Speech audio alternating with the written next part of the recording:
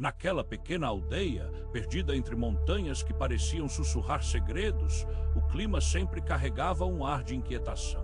O nevoeiro matutino, denso e opaco, envolvia as casas de pedra, obscurecendo os contornos da realidade de tal forma que tudo parecia estar em constante transição, como se o próprio espaço-tempo estivesse se contraindo e se expandindo, uma respiração de algum ser primordial. O vento, sibilante como uma advertência, balançava galhos secos e arrastava folhas desbotadas, criando uma sinfonia de murmúrios que se misturavam ao lamento distante de um rio que serpenteava entre as árvores desgastadas, cujas raízes pareciam se agarrar desesperadamente à terra, como se quisessem evitar um destino que todos pareciam temer. Durante anos, a aldeia portava uma peculiaridade nos seus hábitos, um silenciar avassalador que tomava conta das noites. Habitantes raramente saíam, e aqueles que ousavam explorar a floresta próxima frequentemente retornavam com expressões que falavam mais que suas palavras. Olhares perdidos, como se tivessem visto o passado se entrelaçar com o presente em uma dança aterradora. Os mais velhos, com suas histórias embotadas pelo tempo, apenas afirmavam que a floresta guardava mistérios que não pertenciam a esta terra. Há presenças que se moviam entre as sombras e suas lendas sussurradas eram notórias, mas suas explicações vagamente inquietantes deixavam muito a ser imaginado. Uma noite, ao escutar os ecos de tais relatos, a sensação de um observador oculto se foi aprofundando, uma inquietação crescente de que algo estava, de fato, observando. À medida que as semanas se desenrolavam, uma onda de paranoia começou a abalar meu entendimento da realidade. Eu via silhuetas entre as árvores, manchas de movimento que flutuavam nas bordas da minha visão. Os vizinhos, em silêncio, pareciam sussurrar ao meu redor, seus rostos uma máscara de preocupação disfarçada em indiferença, como se soubessem do que estava por vir e premeditassem um esquecimento conveniente.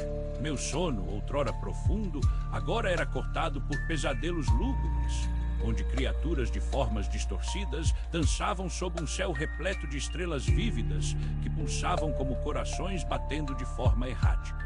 Cada manhã eu levantava, o peso de uma verdade não revelada pressionando contra meu peito, com a certeza de que a floresta não estava apenas viva, mas possessora de uma consciência, uma vontade que sangrava através das veias da terra.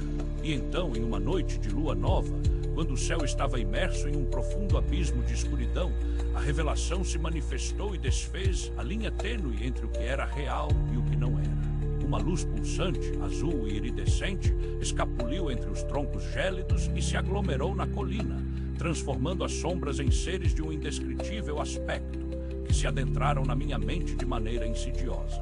As formas cambiantes eram como relances de um sonho esquecido, moldadas pela estética de um pesadelo que se desdobrava em uma sinfonia de sons horrendos, uma melodia que não pertencia à lógica terrena, uma frequência que tocava os fios da sanidade como um instrumento desafinado.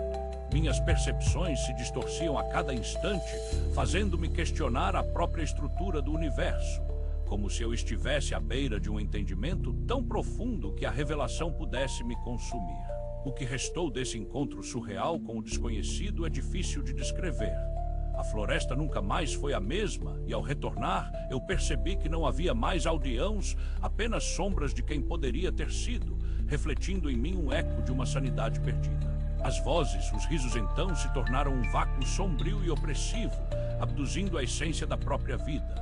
O horror ficou como uma cicatriz indelével na minha memória, um lembrete constante de que a linha entre a realidade e a ficção é tão fina quanto as folhas secas que cobrem o chão da floresta. Contudo, o que ocorreu ainda persiste em um sussurro, ressoando através do espaço e do tempo. Novamente, a floresta aguarda. Como um último suspiro da lua esquecida, talvez tudo isso não tenha sido mais do que um mito distorcido, ou quem sabe, uma verdade terrível escondida sob as camadas do nosso entendimento limitado. Enquanto as sombras dançam na escuridão e o inexorável observa, pergunto a você, o que poderia realmente estar à espreita na sua própria floresta? Assine para ouvir mais histórias, mas esteja alerta. A linha entre o real e o imaginário nunca foi tão tênue.